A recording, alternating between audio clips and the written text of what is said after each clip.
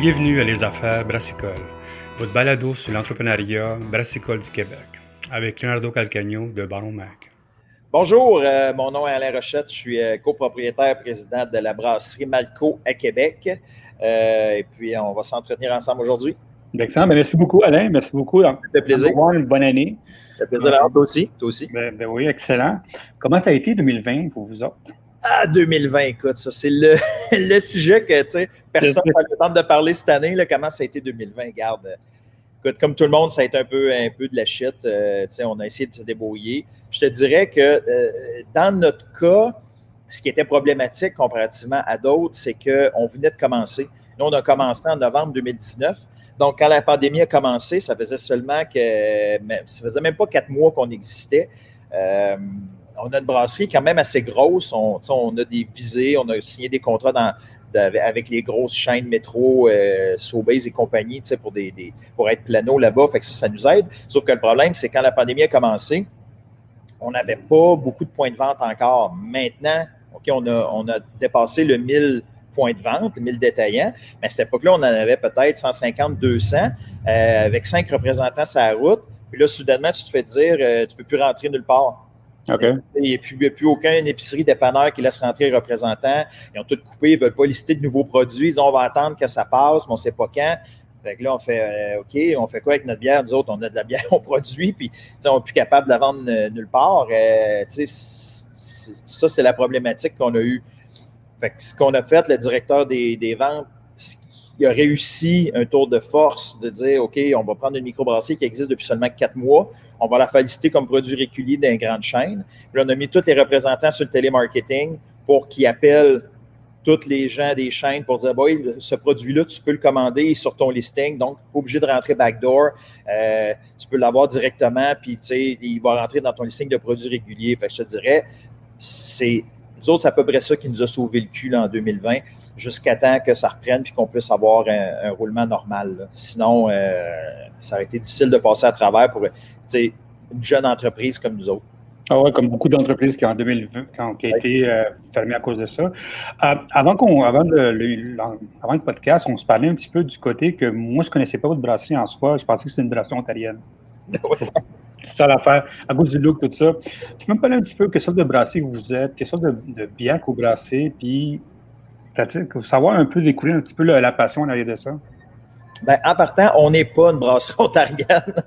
On est de Québec. La brasserie est installée à Charlebourg, donc c'est une banlieue de la ville de Québec, là, un peu plus au nord. Nous autres, ce qui arrive, juste pour faire une histoire courte sur le branding, c'est drôle parce que les gens se demandent un peu c'est quoi, c'est-tu de la bière, ils viennent de où, justement parce que ce qu'on a fait, on ne voulait pas être exactement comme les autres, dans le sens où la plupart, on a regardé la plupart de ce qui se faisait sur le marché, des contenants en canette, surtout pas en bouteille, mais surtout en canette.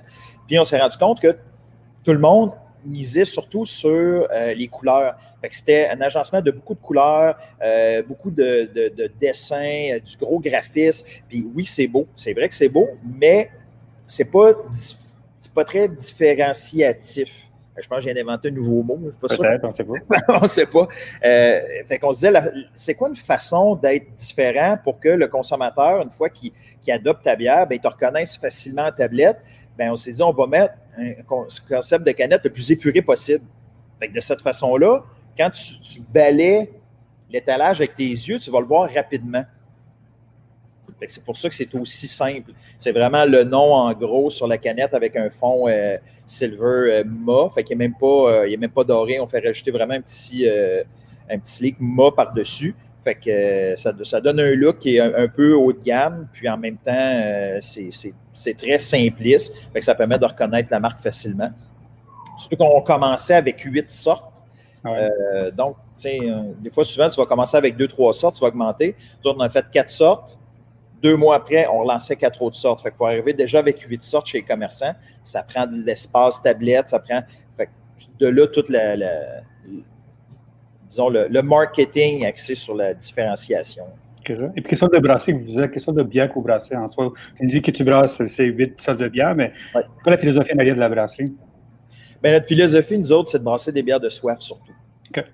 Fait au brewpub, parce qu'on a un resto brewpub un autre endroit à Québec où là, on essaie. Donc, quand on fait des bières tests, on les envoie au brewpub pour dégustation, pour essayer de brasser un peu plus particulier. Pour la brasserie Malco, donc tout ce qu'on envoie en tablette, on veut des produits un peu plus grand public. Donc, ce qu'on fait, c'est qu'on essaie un peu de réinventer les classiques, réinventer les Scotch Ale, les Stout, puis on va sur les bières du moment aussi. Fait que, tu sais, on a Northeast IPA, là, on est en train de développer une double Northeast IPA. On a une lager de base, une petite bière sympathique d'été, c'est une Weiss Beer à 3,7 % d'alcool, mais tu sais, très goûteuse. Fait que tu n'as pas l'impression de boire une bière légère, tu sais. C'est pas une Coors Light, là, c'est loin de là. Fait que, ça, on essaie de réinventer un peu les classiques pour, disons, aller chercher le plus grand nombre de gens possible, mais en même temps, toutes les bières, on veut que ce soit des bières de soif. Fait que, tu sais, si, mettons, quelqu'un nous arrive et nous dit, ou même nous autres, on goûte les bières au début, tu sais, les premiers brassins, veut pas, tu sais, le brassin qu'on a après un an, puis le premier brassin de la même bière est rendu différent. Tu sais, il n'est pas complètement différent, mais on l'a fait évoluer parce qu'on y trouvait des petits défauts au début. Puis bien souvent, c'était, est-ce que tu as le goût d'en prendre un autre? Tu sais, la première chose qu'on pense, c'est bon. Oui, c'est correct. Mais une fois que c'est bon, est-ce que tu as le goût d'en prendre 2? Est-ce que tu as le goût d'en prendre 3? Est-ce que tu as un revenez-y? Tu sais, la prochaine fois que je vais aller à l'épicerie, dépanneur ou whatever, est-ce que je vais avoir le goût d'en prendre ou non? Fait que c'est ça qui a motivé un peu toutes les modifications qu'on a faites à nos recettes. Parce qu'au début, c'était bien le fun. Tout le monde disait, ah, vos bières sont bonnes. Ouais, mais est-ce que tu as le goût d'en prendre d'autres? Est-ce que c'est une bière de soif qui va te satisfaire assez pour répéter? Puis là, ben, c'est ce qu'on fait. On améliore nos sortes bien souvent dans le style. Comme exemple, la Scotch Ale, une Scotch Ale Louis Heavy. On a commencé le premier brassin, elle était très bonne, mais elle n'était pas heavy. Il manquait quelque chose dedans. Fait que là, on l'a amélioré, mais là, on s'est rendu compte que le taux d'alcool n'était pas tout à fait assez. On était trop bas. Fait que là, on l'aurait augmenté au niveau supérieur parce que c'est une 7,8 % d'alcool, si ma mémoire est bonne. Fait qu'on était plus proche de 7 que de 8. Fait que là, on est rendu plus proche de 8. Fait que, tu sais, on joue un peu là-dedans. Puis là, on s'est rendu compte qu'en la tweakant un peu, on gardait le même goût. Puis on élevait la bière. On réussissait à l'élever plus haute. Fait que c'est comme ça, la lager, c'est la même chose. On commençait avec une lager vraiment de style classique. Malgré que ce n'est pas très classique parce qu'on l'a fait steam beer un peu, comme un peu Saint-Louis, la brasserie dont j'oublie le nom malheureusement, qui a inventé un peu le style des steam beer. Puis, fait que ça donne une bière qui est très goûteuse puis facile à boire en même temps. Fait que, c'est notre leitmotiv, c'est de se dire, écoute, est-ce que j'ai le goût d'en prendre plus qu'une? On ne va pas chercher loin. Puis on a les équipements pour faire de la bonne bière. On est sûr de ne pas se tromper avec ce qu'on a. On a des méga filtreurs. On filtre l'eau de la ville pour avoir toujours ce qu'on veut dans notre eau. Fait qu'on enlève le chlore, on enlève toutes les impuretés qu'on ne veut pas. Fait qu'on est sûr que notre eau ne va pas venir gâcher notre recette de bière. Fait qu'une fois que tes paramètres sont là et sont bien faits, ben après, c'est juste de dire, OK, c'est quel côté qu'il va falloir améliorer dans notre bière pour la rendre encore meilleure. Fait que là, on est là-dedans, là, puis là, on a encore 2 nouvelles sortes qu'on va lancer d'ici l'été. Excellent. Moi, c'est intéressant, le repeat business, c'est intéressant. Il y a beaucoup de brasseries qui ne pensent pas à ça, qu'on pense souvent à ça. Peut-être vous autres, à cause de la grosseur, que vous étiez comme brasserie, vous voulez avoir du repeat business, bien sûr. Ben, on n'a pas le choix, on est gros. C'est sûr que si tu brasses 500 litres, puis tu le passes à ton brewpub, ben, le repeat business, c'est plus ou moins important. Ce que tu veux, c'est impressionner. Fait que tu veux trouver une bière que le style va être tellement funky que ça va impressionner les gros amateurs de bière. Puis monsieur, tout le monde, c'est pas grave. De toute façon, il n'en restera plus de bière quand les autres vont arriver pour la boire. Mais quand tu veux en vendre partout au Québec, dans 2000 points de vente, faut que tu cherches le repeat. Tu n'as pas le choix. Est-ce que vous pensez que vous allez aller dans la sans-alcool? On a déjà commencé. On a un IPA sans alcool. Ah, OK, excusez-moi. On l'a lancé à l'automne qui s'appelle la Bluffeuse. On l'a appelé la Bluffeuse parce qu'on dit c'est une bière sans alcool, mais elle bluffe parce qu'elle goûte la vraie bière. OK. Puis comment ça a été le contact avec les clients avec cette bière-là? Bien, jusqu'à date, super. Écoute, on a Philippe Magnan qui fait des chroniques de bière ici à Québec à Choix Radio X, qui est rendu un fan de la Bluffeuse. Et une petite anecdote comme ça, un moment donné, c'était un samedi soir chez nous. Puis je viens de finir de souper, puis Phil m'appelle. Phil, Alain, c'est Phil. Je viens de prendre ta bière, t'es cœurante. Écoute, je vais en parler à ma prochaine émission, ça n'a pas de bon sens. Puis, hey, vous accotez les tops, puis blablabla. C'est Phil, le Phil, quand il part. C'est ça, tu sais. C'est comme sa meilleure affaire de sa vie à chaque fois. Là. Mais c'est drôle parce que quand il n'aime pas ça, il dit en maudit, par exemple, aussi. Fait qu'il est quand même un peu extrême. Mais tu sais, c'est drôle, tu sais, je trouvais ça bien sympathique de sa part, qu'il ait pris la peine de m'appeler parce qu'il la trouvait bien bonne. Mais non, c'est ça. Puis il y a d'autres. C'est une bière qu'on a lancée il y a quelques mois, ça fait pas longtemps. Fait que les gens commencent à la découvrir. Là, c'est sûr qu'on va faire un petit blitz médiatique promotionnel, c'est ça, à partir dans 2 semaines à peu près, 2-3 semaines pour justement le mois sans alcool en février. On va la pousser beaucoup plus. Fait que les gens vont la retrouver partout, puis elle va être en évidence, puis il va y avoir un spécial dessus. Fait que c'est ça, on va vraiment la pousser. Mais je pense que avec notre premier directeur de production qui était Jean Gadois, on a réussi à trouver vraiment mettre le doigt sur ce qu'il fallait, parce que ce qu'on ne voulait pas au début, on dit on ne veut pas lancer une bière sans alcool juste pour en lancer une, juste pour en avoir une dans notre portefeuille de marque. Puis, bien souvent, ce que les gens n'aiment pas, c'est le petit amertume en arrière-bouche qui goûte la sans-alcool. Tu sais, ils ont un goût typique, les bières sans alcool, c'est normal parce que le fait que tu arrêtes la fermentation pour ne pas développer l'alcool, ça donne un goût particulier.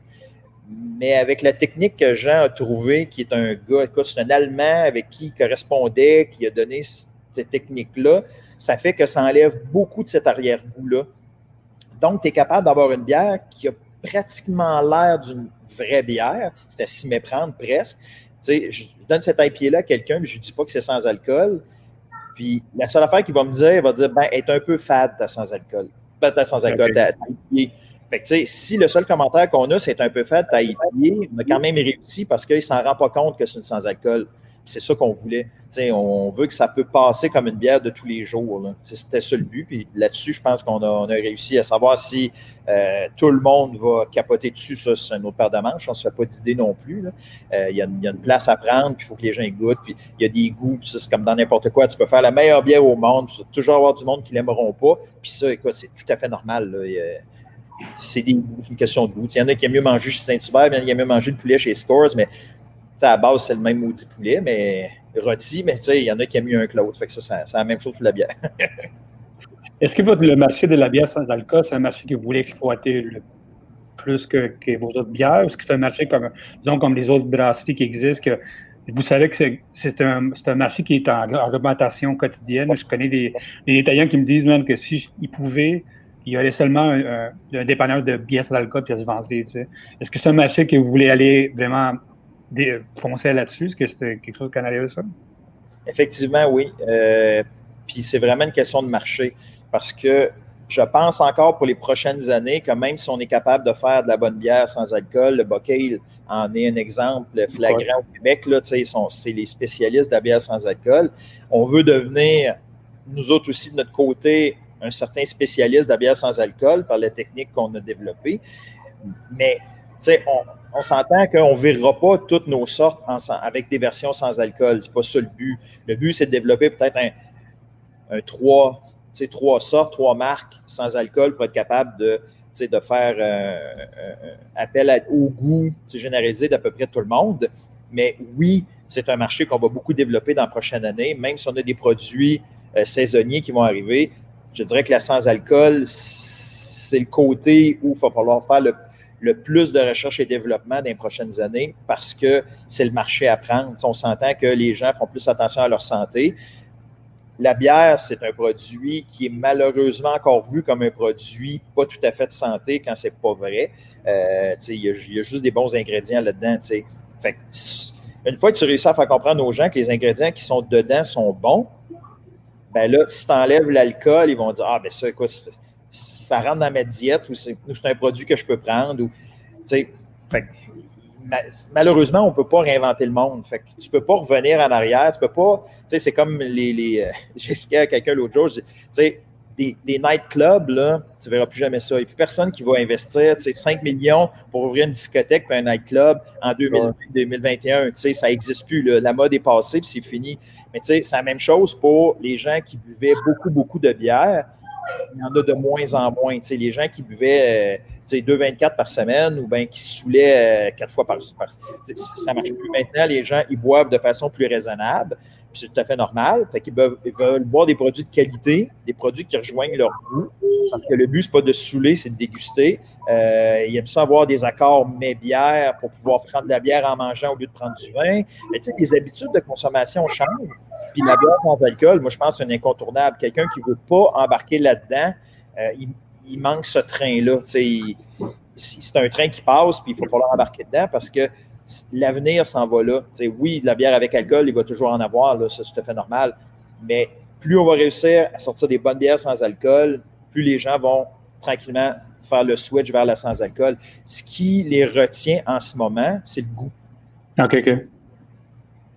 Tu prends une bière avec alcool et sans alcool, tu arrives à leur donner le même goût, les deux.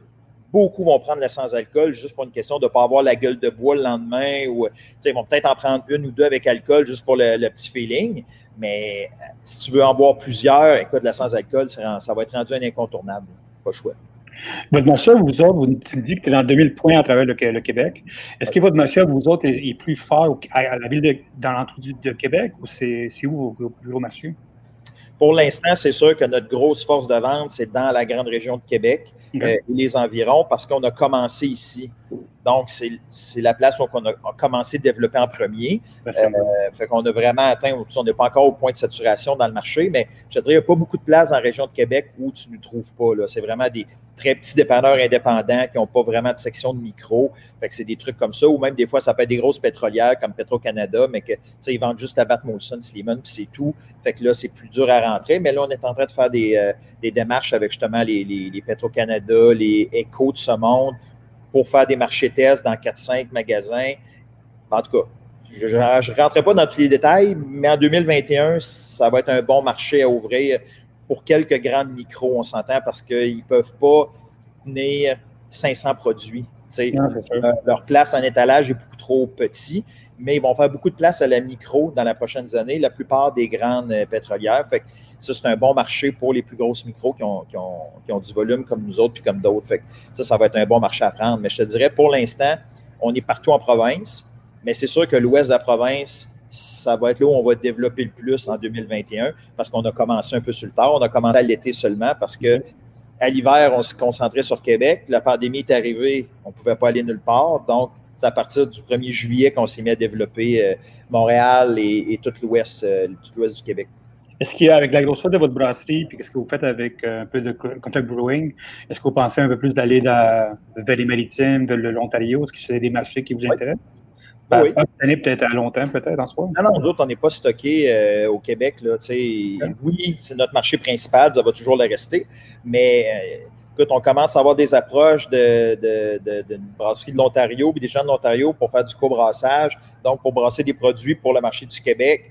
Et eux brasseraient pour nous probablement là-bas, où on les envoie, où ils vont brasser. C'est pas clair, là, on commence à se parler cette semaine. Là. Mais c'est ça, fait que oui, le but d'aller aussi dans d'autres provinces, d'aller dans les maritimes, le but, c'est de finir à un moment donné coast to coast, puis même peut-être ailleurs. On a une approche avant les fêtes pour quelqu'un en Belgique. On a de la demande en Floride. Fait on ne sait pas. On va y aller cas par cas. Je dis, écoute, ça fait à peine 1 an qu'on existe. Fait mais c'est bon, c'est bonne réponse. On va manger l'éléphant de bouchée à la fois. Mais c'est cool d'avoir une réponse à soi déjà. Le monde qui veut vous décider. Enfin, je vois raison, vous êtes une brasserie ontarienne, enfin. Enfin. C'est quoi votre stratégie cette année pour le 2021? Je sais qu'on vient de commencer l'année. J'ai parlé avec beaucoup de brasseries, ils ne savent pas ce qui se passe parce que, bien sûr, à soir, le Premier ministre va parler, on va savoir les affaires. Mais vous autres, vous avez quand même, vous faites un peu de contract brewing, ça je le sais, comme on se parlait là-dessus. Mais 2021, disons que c'est quoi votre stratégie, malgré tout, on sait que c'est pas avant septembre que ça va normaliser les affaires. Il n'y a pas de festival de bière, des affaires comme ça. C'est quoi la stratégie de vente puis stratégie web en même temps? Bien, je te dirais pour nous autres, on avait une stratégie en partant qu'on ne savait pas qu'elle allait être bonne puis qui était bonne. On voulait attaquer le marché du CAD avant le CSP. Okay. Mais souvent, c'est le contraire parce que la plupart des gens partent du brewpub.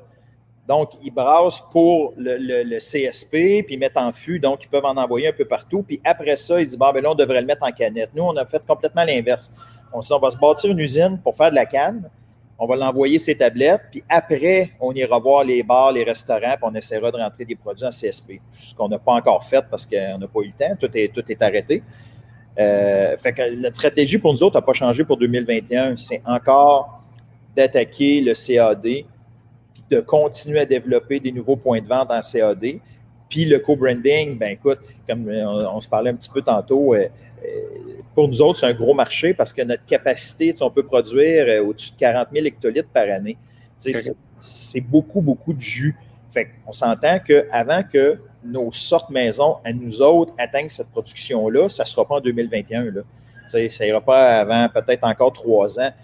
Puis ça, si ça va bien.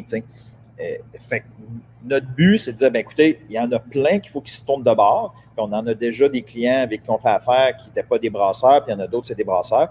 De dire, ben vous n'avez pas de place, vous lancez un nouveau produit, venez le brasser ici. Nous autres, on va le faire pour vous. Puis en plus, on ne charge pas cher parce que notre équipement, on est capable de l'amortir. On peut avoir des prix. Des fois, il y a des gens pour qui on brasse, ça leur coûte moins cher de brasser ici que de brasser à leur propre usine. On est capable de leur fournir un produit clé en main pour moins cher ou le même prix que ça coûterait de le faire chez eux. Fait que, tu sais, c'est un no-brainer rendu là. Tu n'investis pas dans des fermentaires ou dans des agrandissements si tu peux le faire ailleurs pour le même prix puis tu ne sors pas une scène de ta poche, tu sais. Fait que c'est ça. Fait que notre but, c'est d'avoir, je te dirais, peut-être un 50-50. Fait que, tu sais, 50 de notre production, ça va être nos produits maison. Puis un autre 50 ben, ça va être tout du co-branding puis du brassage pour dépanner tous les brasseurs qui veulent faire plus de CAD puis qui n'ont juste pas la place pour. Là. Est-ce que vous donnez aussi des conseils à l'arrière de ça ou vous êtes vraiment uniquement on brasse votre bière ou c'est quelque chose que vous voulez penser à conseiller les brasseries de comment vendre la bière? Fait comme ça, souvent, les brasseries, ils n'ont pas assez de knowledge qu'on peut appeler. Est-ce que vous pouvez en plus donner cet extra pour les aider? Bien, on pourrait, je te dirais, c'est pas quelque chose qu'on fait en ce moment, mais comme on a une équipe un peu plus multidisciplinaire, puis de l'expérience en marketing, nous, on est des passionnés de la bière. On se lance une brasserie parce qu'on tripe sa bière. Mais à la base, les 4 propriétaires, on n'est pas des brasseurs. Nous autres, on a appris à brasser par la suite. Fait qu'on a des brasseurs, on a un chef brasseur, on a des brasseurs d'expérience qui brassent, mais nous, notre but, c'est de faire une brasserie. Puis de la faire grandir, puis d'avoir du plaisir. Notre slogan, c'est brasseur de plaisir. Fait que nous autres, dans notre tête, on ne brasse pas de la bière, on brasse du plaisir. Parce que boire de la bière, c'est plaisant. Puis, la boire et la faire, c'est plaisant pour nous autres. Fait que, on a du fun dans ce qu'on fait, puis on veut que ça apparaisse dans nos produits, puis dans ce qu'on fait. Mais pour revenir à ta question, il y a des clients pour qui on fait un client en main.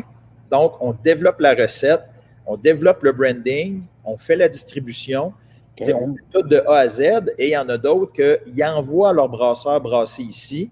Puis tout ce qu'on fait, c'est qu'on s'occupe de faire les transferts, fermentation, suivi, l'encanage, puis après ça, le produit s'en va. Fait que c'est on peut faire A, B ou A, B, C, D jusqu'à Z. Ça dépend de la personne. Il y a quelque chose avant qu'on commence à parler, c'était le côté que, en décembre, je vous ai vu partout. Oui. Maintenant, vous avez fait, bravo à la personne de PR qui a fait ça. J'ai vu dans plein de magazines, plein de journaux, plein de médias qui parlaient de comment vous avez survécu la 2020. Oui. Puis, j'ai beaucoup aimé le côté marketing que vous avez tenu de ça, poussé à l'arrière de ça. Je vois que vous avez quand même une bonne connaissance du marketing à l'arrière de ça. Oui. C'est quoi votre stratégie de marketing en 2021 puis 2020? Comment ça a été pour faire connaître pendant la pandémie, tout ça? Bien, je te dirais, quand tu commences, tout le monde qui commence le savent, tu n'as pas de maudite scène. Et nous autres, on avait quand même des bons moyens financiers, mais on les a mis sur l'équipement pour bâtir une usine grosse. Fait que, du budget promotionnel, on n'avait pas tant. Fait qu'une fois qu'on a eu dépensé 50-60 000 pour se faire du branding, de la marque, puis tout ça, il ne restait plus tant d'argent. Fait qu'on a dit, bien, on va adopter des stratégies qui vont faire que le message va être sympathique. Fait que ce qu'on a fait, c'est qu'on a beaucoup utilisé les médias sociaux parce que ça ne coûte pas cher. Mais au lieu de faire des posts régulier de dire, bon, ben, on photographie notre bière puis on envoie cette bière-là. Nous, on a fait des pauses publicitaires. Donc, à chaque fois, on publiait un message comique ou sympathique sur une situation. Fait qu'on l'a fait beaucoup pour la COVID. Fait qu'on a utilisé, au début, on a vraiment utilisé la COVID comme un moteur humoristique pour vendre des produits. Fait qu'on a placé les médias sociaux. Ensuite, quand est arrivé la Saint-Jean, on a fait des messages spécifiques pour la Saint-Jean, Confédération, l'été, l'Halloween. Fait qu'on utilise les temps de l'année pour passer des messages sympathiques. Fait que ça, je pense, puis on a beaucoup de réponses sur les petites publicités qu'on fait. Les gens aiment ça. Fait qu'au lieu de dire, bon, ben voici un verre avec la bière dedans et ça, c'est notre sorte XYZ qu'on vient de développer. Bien, nous, ce qu'on fait, c'est qu'on fait des messages sur la brasserie en général en trouvant un angle humoristique. Ça, je pense que ça marche parce que ça accroche les gens, puis les gens, ils vont se renvoyer le message. Ah, as-tu vu ça? C'est drôle, pas-tu vu? Rien que les noms de bière en partant, la fraîchier, la péteuse, la tannante. On y va avec des caractères. C'est ça qu'on s'était dit au début. C'est le fun si la bière elle a un caractère parce que tu peux t'identifier. Tu connais quelqu'un, tu dis « Ah, elle, c'est une sacripante, ou elle, c'est une ratoureuse. » Ça, des expressions, c'est sûr, québécoises, fait qu'on s'entend que rendu en Ontario, il va falloir changer ça. On va en trouver quelque chose de plus local, mais en tout cas, on verra rendu là. On traversera le pont rendu à Rivière. Mais c'est ça, fait que c'est tout le petit côté qui part des noms des bières jusqu'à l'attitude qu'on veut donner, qui est une attitude vraiment humoristique, de gens qui ne se prennent pas au sérieux.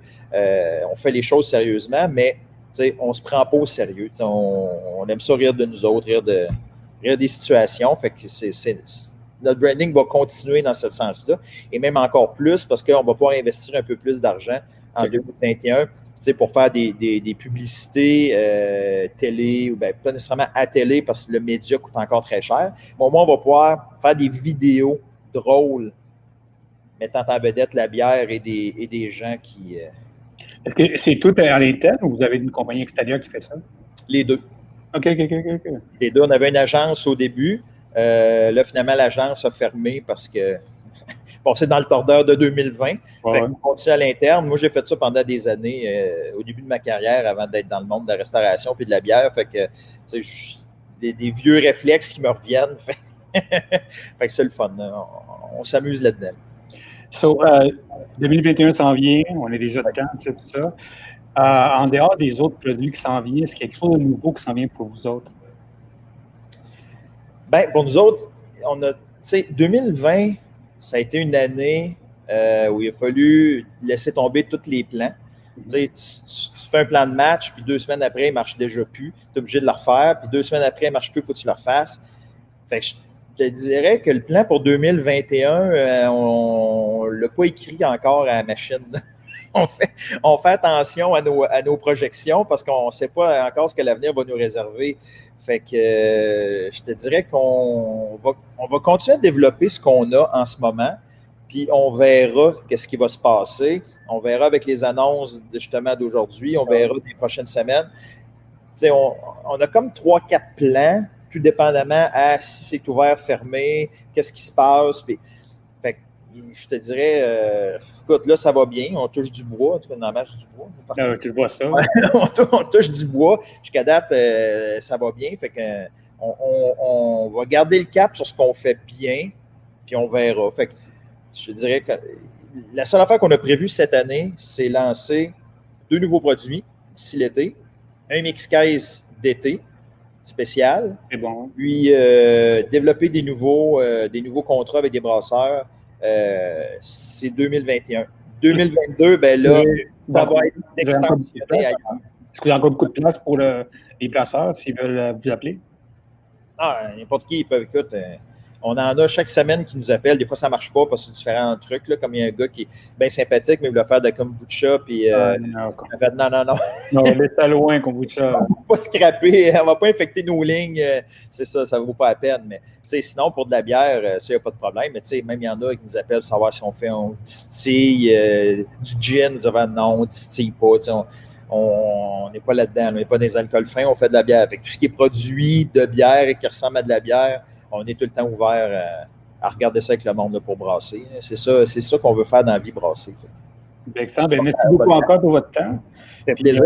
Bien hâte de vous visiter à Québec dans 3 mois quand on pourrait aller vous visiter dans ce coin-là. Ben, quand ça va ouvrir, vous passerez nous visiter. On a même un musée de la bière. Fait que vous pouvez faire le tour, voir plein de vieilleries, puis voir des vieilleries, puis boire de la nouvelle bière. Écoute, t'es là. Merci beaucoup encore. Hein? Merci, Leonardo. Bye bye.